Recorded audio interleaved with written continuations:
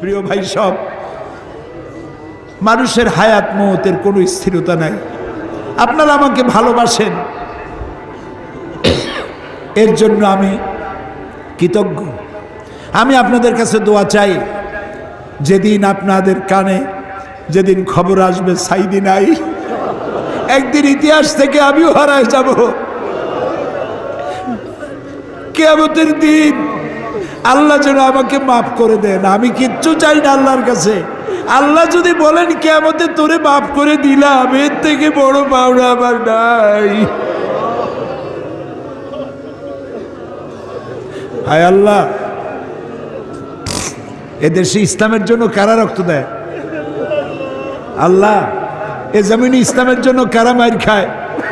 এ জমিনে ইসলামের জন্য রাস্তায় রাস্তায় জীবন দেয় কারা?